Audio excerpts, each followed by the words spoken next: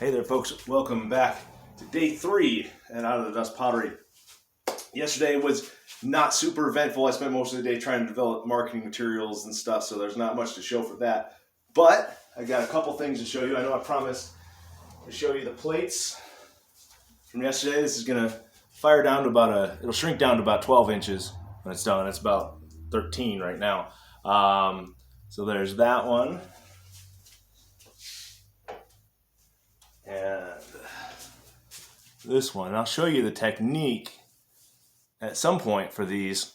Plates used to be my nemesis. I hated making plates because basically the approach I took was like to make a big wide flat bowl, and I had to, in order to have enough room to make the foot, I'd have to make the bottom super thick, and I'd carve it, trim it down so much, I'd waste so much clay. I hated making plates. They wouldn't dry evenly, they'd warp, they'd crack. And then I don't remember if it was Simon Leach or Matthew Kelly that I saw do it the first time. But what they did was they just spread the clay out across the bat flat, and then took a tool and came in from the edge and just peeled that lip up and then pulled the lip out to the shape that they wanted.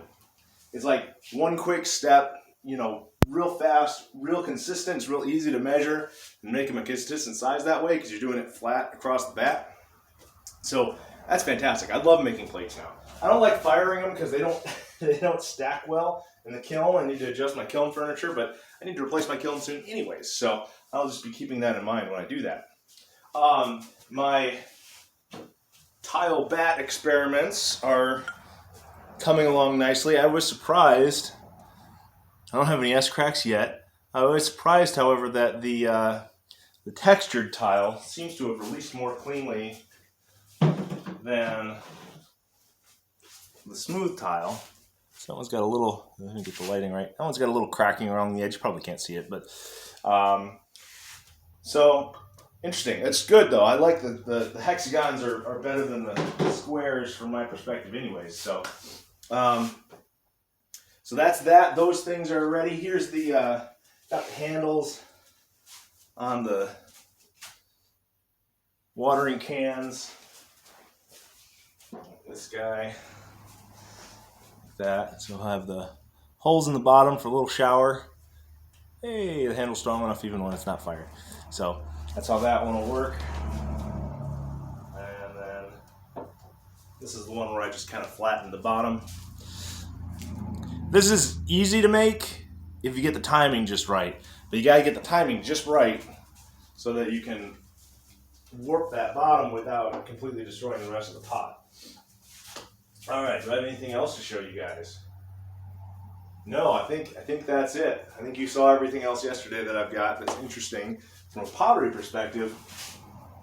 From a business perspective, today my goal is to start pounding the pavement. So today I am going to go out to some local places. I'm super nervous about it. I've never done anything like this before, and basically try to sell pottery door to door at various coffee shops and greenhouses and places like that. So wish me luck, although you won't be seeing this until a couple of days after this has happened, but either way. So I am continuing to pray for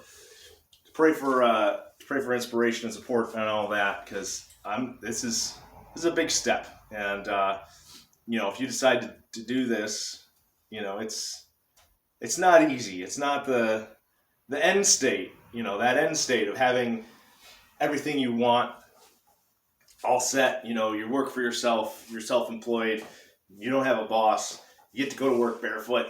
That's fantastic, but there's a lot to get to that point. And even when you get there, you're still working 16-hour days. So that's what everybody tells me. My brother's an independent contractor, and he says he's never worked harder in his life, but he wouldn't go back because it's worth it. It's worth it. So, all right, with that, hope to see y'all again tomorrow, and hopefully I will have some good news about my marketing attempts. See you later.